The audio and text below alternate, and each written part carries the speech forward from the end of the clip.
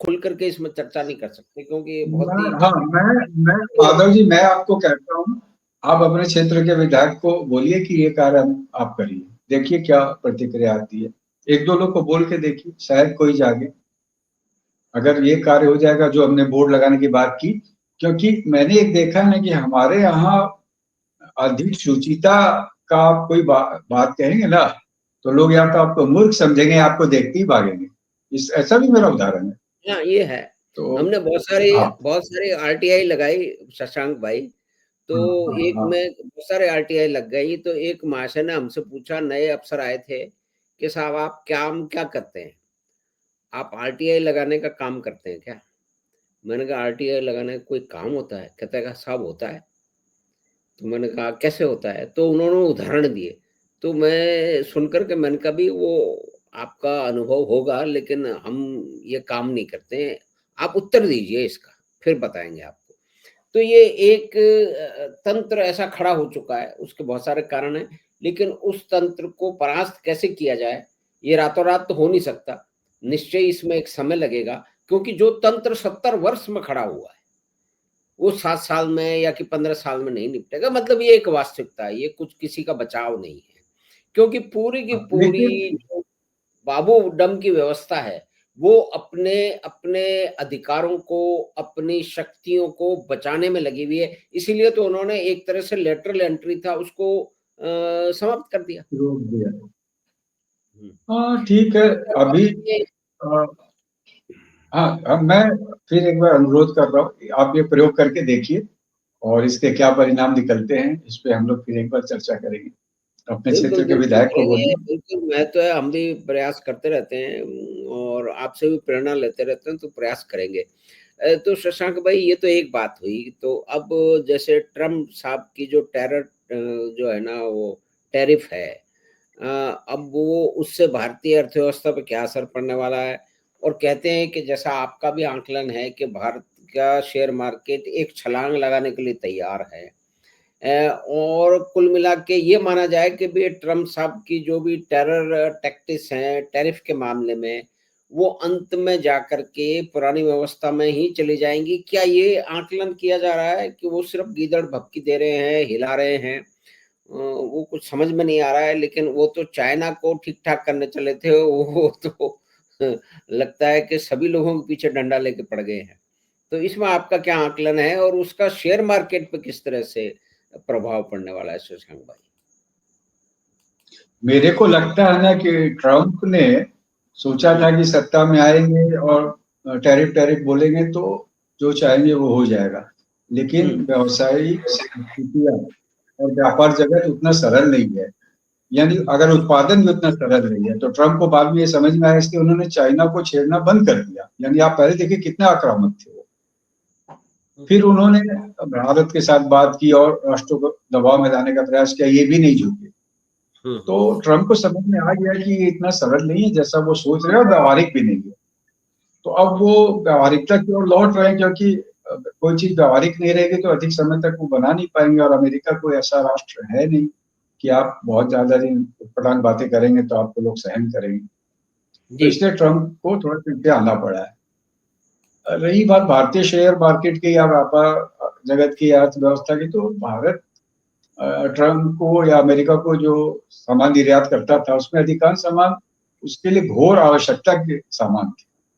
जी। यानी सस्ता तो चीन नहीं दे रहा था। अब जो चीन नहीं दे पा रहा था या पूरा विश्व नहीं दे पा रहा था वही भारत देता था उसको, जैसे उसमें औषधि थी या कपड़े थे या रसायन थे। तो हुँ, ट्रम्प के लिए वो सब एकदम अपरिहार्य वस्तु है। तो भारत को थोड़ा समय तक डरा सकते थे, लेकिन देखा कि भारत तो डर नहीं रहा। अब भारत क्यों डरे? भारत तो घरेलू खपत की अर्थव्यवस्था है। तो ये थोड़ा मोड़ा ट्रम्प का टैरिफ से अर्थव्यवस्था को कोई विशेष हानि तो होती दिखी नहीं। अभी तो एस&पी ने कहा कि कुछ नहीं होगा इसके टैरिफ से। हुँ, हुँ। उसने तो कहा कि और थोड़े दिन में अर्थव्यवस्था एकदम ठीक हो जाएगी। भारत के आर्थिक सलाहकार उन्होंने भी कहा कि 6 महीने में टैरिफ का कोई महत्व नहीं रहेगा। तो ट्रम्प को व्यावहारिक होके लौटना पड़ेगा। और मैं तो ट्रम्प को अगर कुछ कह पाता तो मैं कहता भाई तुम ये मत बोल कि टैरिफ हुँ, लगेगा, ये लगेगा। जैसे मोदी हुँ, जी ने कहा, बोला कि भारतीय बनो और भारतीय सामान खरीदो। उसको कहना चाहिए था कि अमेरिकी बनो, अमेरिकन सामान खरीदो। तो जो उपभोक्ता खरीदेगा उसी की कंपनियां चलेगी। तो बाकी कंपनियों को या तो अपना सामान सस्ता करना पड़ेगा या अमेरिका के साथ कोई समझौता करना पड़ेगा। तो ट्रम्प एक गलत रास्ते पे गए, तो वो ज्यादा दिन वहां रह नहीं सकते थे। कभी कभी तो मेरे को लगता है कि अमेरिका एक लोकतांत्रिक राष्ट्र है कि, क्योंकि जिस तरह के ट्रम्प निर्णय लेते हैं और जिस तरह से उनको कोई टोकने वाला नहीं है, और जो भी वो बोल दे वही कानून बन जाता, वही नियम बन जाता। तो ये तो एक लोकतांत्रिक राष्ट्र की परिभाषा ठीक नहीं है। तो अमेरिका को भी अब विचार करना चाहिए क्या वो सच्चे अर्थों में लोकतांत्रिक राष्ट्र है। भारतीय शेयर बाजार में ये हुआ कि ये अभी ट्रम्प और पुतिन की भेंट हुई और उसमें ट्रम्प ने कह दिया कि रूस से जो क्रूड ऑयल खरीद रहे हैं उन पे मैं अभी टैक्स नहीं लगाऊंगा, टैरिफ नहीं लगाऊंगा। उससे भारतीय मार्केट को अच्छा लगा। और मोदी तो एक चतुर राजनेता है और उतनी तीव्र बुद्धि के व्यापारिक व्यक्ति। अब उन्होंने स्वतंत्रता दिवस के दिन कह दिया उद्बोधन में कि हम जीएसटी की दर कम कर देंगे। ये ट्रम्प को भी एक सीधा संकेत था, संदेश था, क्योंकि जीएसटी की रेट कम होगी तो हमारे यहाँ उपभोग बढ़ेगा, उपभोग बढ़ेगा तो हमारे वस्तुएं यहीं पे सब खप जाएंगी, अधिकांश वस्तुएं, और उससे हमारी अर्थव्यवस्था को जो व्यापार बढ़ने से अतिरिक्त लाभ होता है वो होगा। तो उन्होंने क्या एक तरह से सीधा संदेश दे दिया ट्रम्प को कि ठीक है, तुमको नहीं रखना, तुमको हमसे व्यापार नहीं करना, तुमको टैरिफ लगाना लगाओ, हमारे पास अनेकों उपाय हैं इससे निपटने के।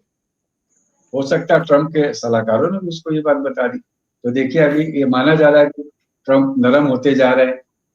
फिर चतुर मोदी ने चीन के विदेश मंत्री को बुला लिया, अपने विदेश मंत्री को भेज देंगे और फिर अपने भी चले जाएंगे।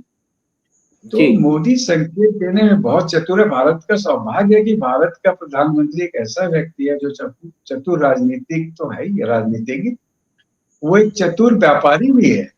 उसकी व्यापारिक बुद्धि भी बड़ी तीव्र है। तो देख लीजिए कैसे।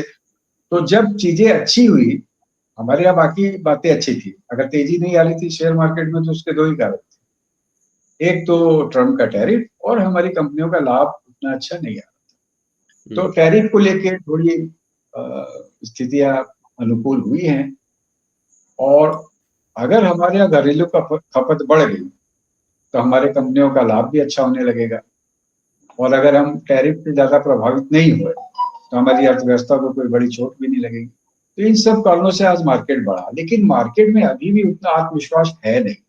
नहीं तो आज मार्केट एक समय निफ्टी 25,000 के ऊपर चली गई थी, लेकिन बाद में वहां टिकी नहीं।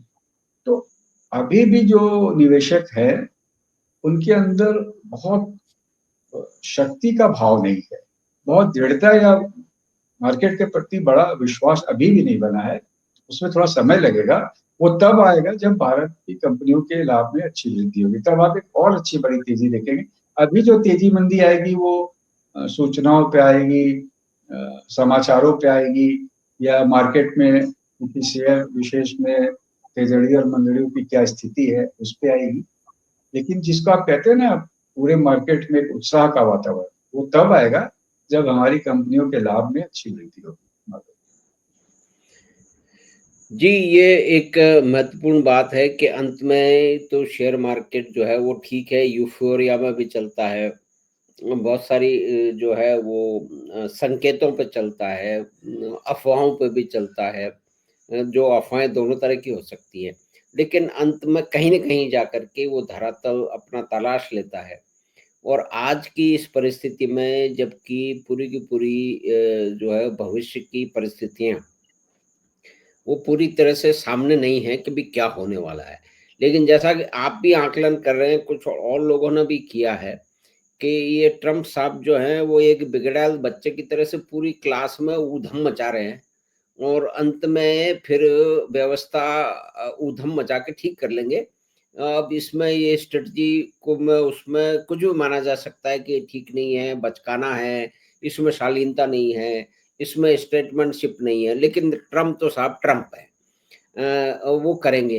और अंत में कहते हैं कि भाई अल्टीमेटली तो, लेकिन ये जो एक विशेषज्ञ जो बता रहे हैं, जो भारतीय हैं, अमेरिका में रहते हैं, कि इसके कारण जो है ना, वो जो मेक अमेरिका ग्रेट अगेन, तो उसके अंदर जो इन्वेस्टमेंट की बात कर रहे हैं, चाहे वो दूसरे राष्ट्रों से कर रहे हैं, चीन को शायद उन्होंने छोड़ दिया है, और चीन का फिलहाल तो उसमें नहीं रहेगा, लेकिन उनकी इकोनॉमी जो है वो 27-28 ट्रिलियन डॉलर की है, जो कि पहले नंबर पे है। दूसरे नंबर पे चाइना 17-18 पे है, हम भारत तो 4.3 पर हैं। लेकिन उनके पास में कहते हैं कि 7-8 ट्रिलियन डॉलर का इन्वेस्टमेंट इस ऊटपटांग हरकतों से आ चुका है।